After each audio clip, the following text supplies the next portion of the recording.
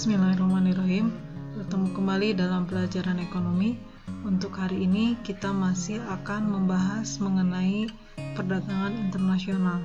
Dan hari ini kita akan melanjutkannya dengan membahas alat pembayaran internasional.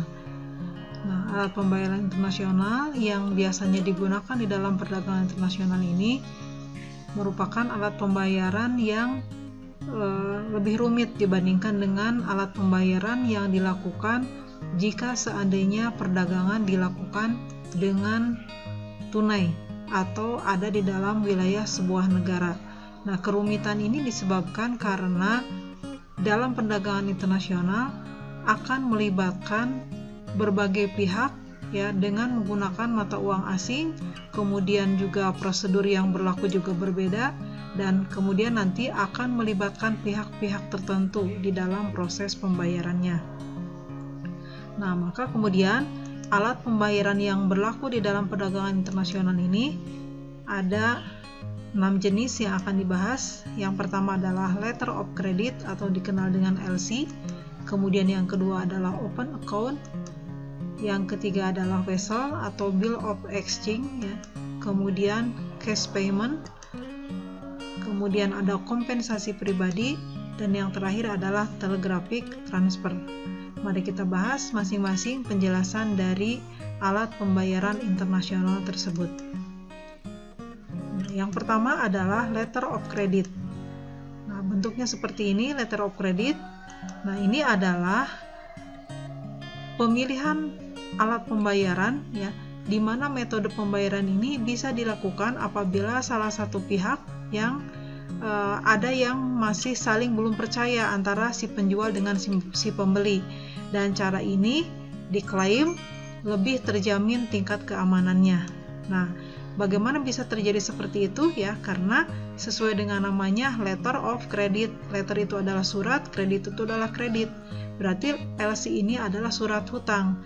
Nah, surat hutang yang dimaksud adalah nanti pihak bank akan melunasi kepada pihak penjual, dan nanti kemudian dana yang sudah ditalangi oleh bank itu nanti akan dibayar oleh si pembeli ya. Jadi bank nanti menanggung dulu pembayaran kepada penjual, dan nanti pembeli akan nyicil ya kepada bank, baik dilakukan dengan cara tunai maupun secara dicicil.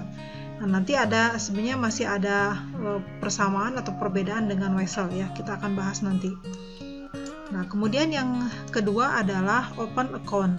Nah, open account ini adalah salah satu alat pembayaran internasional yang bisa dilakukan seandainya pembeli dan penjual itu sudah kenal baik antara satu dengan yang lain. Yang kedua, open account ini bisa dilakukan seandainya kondisi ekonomi dan politik itu dalam keadaan yang stabil. Dan yang ketiga adalah transaksi dilakukan dekat dengan pasar. Nah, sehingga nanti penjual akan mengirimkan faktur ya kepada pembeli, dan baru nanti setelah faktur diterima ya, barang diterima dengan fakturnya, nah nanti pembeli akan membayar kepada penjual dengan waktu yang sudah ditentukan. Kemudian yang keempat ya, di dalam open account ini penjual memiliki resiko gagal bayar dari pembeli. Nah, kenapa bisa seperti itu? Karena tadi si pembeli sudah menerima barang duluan ya, dan pembayaran nanti ditunda sesuai dengan kesepakatan yang sudah dilakukan antara penjual dengan pembeli. Nah, yang selanjutnya alat pembayarannya adalah vessel atau disebut tadi bill of exchange ya. Nah, sebetulnya tadi disebutkan vessel ini ya hampir mirip tadi dengan LC. Yang membedakan adalah kalau vessel dilakukan dengan cara tunai, kalau LC dilakukan tadi dengan ditalangi dulu oleh bank, dan baru kemudian nanti pembeli melakukan pembayaran kepada bank dengan cara tunai ataupun dengan cara dicicil. Nah, vessel adalah alat pembayaran internasional yang berdasarkan kesepakatan antara pembeli dan penjual sebelumnya. Nah, dengan menggunakan vessel berarti pihak bank dalam negeri akan mengeluarkan surat perintah pembayaran kepada bank di luar negeri sesuai dengan tujuan, kemudian ada jumlah dan ada nama orang yang tertulis di dalam vessel. Nah, vessel ini nanti bisa diperjualbelikan ya. bisa diperjualbelikan dan nanti dikenakan ada bunga ya. Nah, kemudian yang selanjutnya adalah tunai atau disebut dengan istilah cash payment. Nah, cash payment ini dilakukan pada saat seseorang berada di luar negeri. Nah, jadi kalau dengan pembayaran tunai atau cash payment ini hanya mungkin dilakukan seandainya pembeli dan penjual asing itu saling berhadapan gitu ya. Dan ini biasanya terjadi kalau kita sedang berada di luar negeri. Kemudian yang kedua, penyerahan dilakukan di bank secara transfer atau bisa juga secara manual ya. Jadi pembayaran dilakukan dengan langsung. Nah, kemudian jenis mata uang yang digunakan tergantung dari kesepakatan antara penjual dengan pembeli, mau menggunakan mata uang penjual atau mau menggunakan mata uang pembeli. Nah, contoh pelaksanaan dari cash payment ini adalah kalau seandainya ada turis ya, baik yang turis datang ke Indonesia ataupun turis Indonesia yang datang ke luar negeri. Atau contoh realnya adalah ketika jemaah haji sedang ada di luar negeri atau di Arab Saudi. Nah, itu berarti pembayaran dilakukan dengan menggunakan cash payment atau dengan cara tunai. Selanjutnya adalah kompensasi pribadi. Kompensasi pribadi bisa digambarkan seperti ini ya. Nah, di sini ada dua orang, yang pertama ada di Indonesia dan ada di Inggris. Di dua negara ini ada dua orang, dia bertindak sebagai eksportir, importir, dan yang kedua bertindak sebagai eksportir. Nah, begitu juga dengan di Inggris ya. Ada yang bertindak sebagai eksportir, ada yang bertindak sebagai importir. Nah, yang pertama adalah ada seorang yang ada di Indonesia, dia mengimpor barang dari Inggris. Ya, berarti dia membeli barang dari Inggris. Di sisi lain ada seorang pedagang yang menjual barangnya ke luar negeri. Nah, maka kemudian dengan menggunakan kompensasi pribadi, nah, kalau kebetulan nanti jumlahnya yang diperjualbelikan itu sama ya nilainya, nah maka kemudian nanti tadi kan harusnya importir ini membeli ke luar negeri ya, ke sini ya, membeli harusnya dia akan bayar ke sini gitu. Nah, ini juga harusnya dia menerima pembayaran dari sini.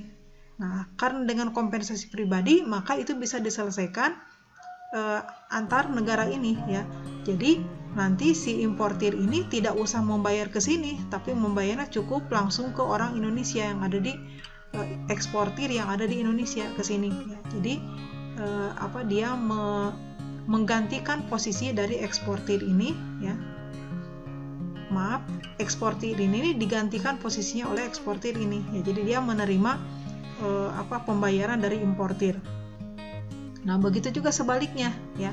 Importir yang tadi ada di Inggris tidak usah membayar ke eksportir yang ada di Indonesia, cukup dibayarkan ke eksportir yang ada di Inggris. Sehingga nanti keluar masuk uang itu satu jalur, tidak bolak-balik gitu ya. Nah, seperti itu. Itu untuk kompensasi pribadi. Nah, selanjutnya ya, dengan menggunakan telegraphic transfer. Nah, ini sudah tidak asing lagi, bentuknya transfer atau setoran yang ada di bank seperti ini ya, seperti setoran tunai, tapi ini kalau digunakan oleh digunakan di dalam perdagangan internasional. Nah, telegraphic transfer ini adalah sistem pembayaran yang dilakukan dengan menggunakan cek yang kemudian diteruskan dengan menggunakan telegram. Dan biasanya ya cara ini dilakukan oleh bank di dalam negeri kepada pelanggan di luar negeri. Dan sumber dana yang digunakan untuk mentransfer ini diambil dari dana rekening si pembayar. Nah, si pembayar berarti di sini adalah si pembeli.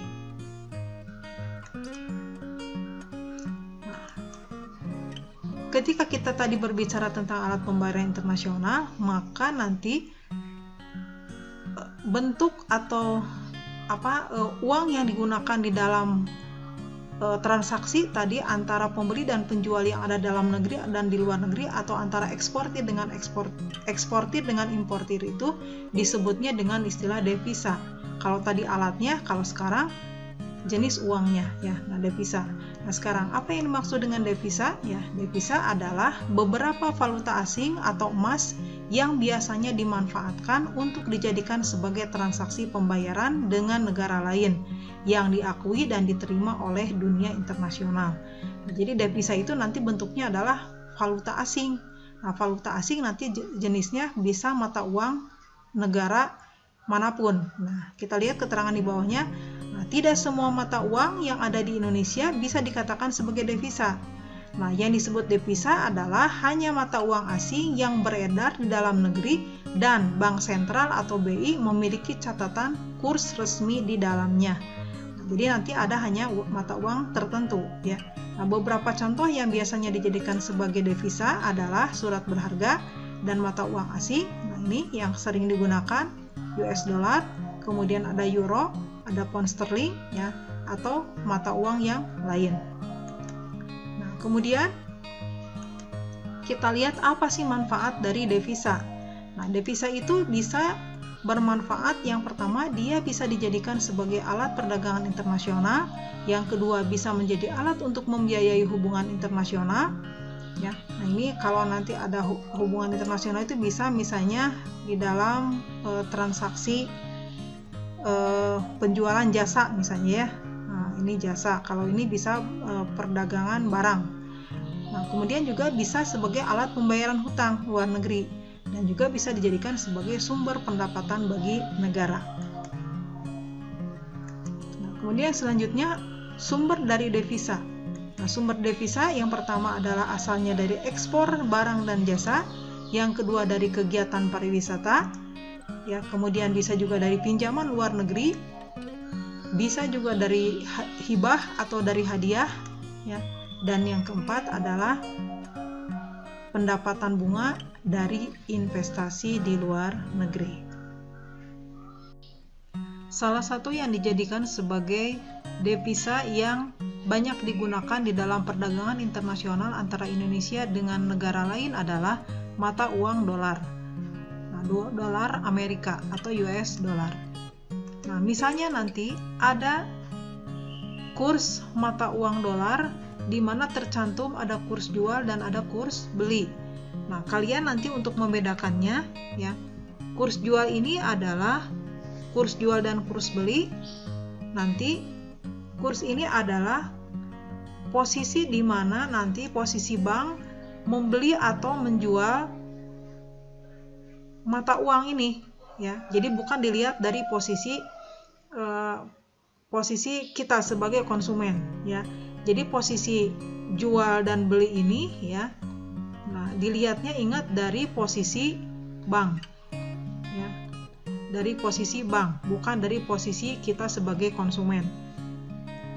Nah, misalnya di sini ada Doni, ya, berencana akan membuka usaha restoran di Amerika dan dia membutuhkan uang sejumlah 2.500 US dollar. Nah, 2.500 US dollar sebagai modal usaha. Nah, berapa rupiah yang harus disiapkan? Nah, pasti akan muncul dalam pertanyaan kita, yang 2.500 dolar ini harus dikalikan dengan kurs jual atau harus dikalikan dengan kurs beli. Nah, maka untuk dari soal ini kita tahu bahwa Doni ini membutuhkan dolar, ya. Doni ini membutuhkan dolar, berarti kita nanti akan mendatangi bank dan melakukan pembelian. Nah, pembeliannya harganya adalah harga yang jual ini. Karena apa? Tadi ingat jual dan beli ini dilihat dari posisi bank, ya. Maka nanti berapa rupiah yang harus disiapkan oleh Doni? Nah, maka nanti nilainya adalah sebesar, ya, 2.500 tadi US dollar, ya. Nah, ini dikali dengan 14.292 rupiah. Nah, berarti berapa rupiah yang harus disiapkan oleh Doni untuk bisa mendapatkan 2.500 US dollar ini, ya. Berarti nilainya adalah sebesar 35.730.000. Nah, seperti ini, ya. Nah, kemudian nanti kita lihat ada contoh soal yang lain. Misalnya, sepulang dari Inggris, ya, Budi masih mempunyai sisa uang jumlahnya 500 US dollar. Nah, jika kemudian uang itu ditukarkan, berapa rupiah uang yang akan diterima oleh Budi? Nah, berarti Budi nanti akan datang ke bank, Budi menjual uang dolarnya dan bank kemudian akan membelinya. Nah, berarti dikalikan ini ya. Nah, berarti nanti 500 US dollar ya. Nah, dikali 14.272 rupiah. Nah, berarti nanti ya Budi akan mendapatkan uang rupiah sebanyak 7.136.000. Nah, seperti itu ya. Jadi nanti untuk membedakan harus dikali dengan kurs jual atau dengan kurs beli ya. Nah, itu saja yang bisa Ibu sampaikan untuk hari ini. Kalau ada pertanyaan, kita akan bahas nanti di media yang lain. Terima kasih atas perhatiannya. Assalamualaikum warahmatullahi wabarakatuh.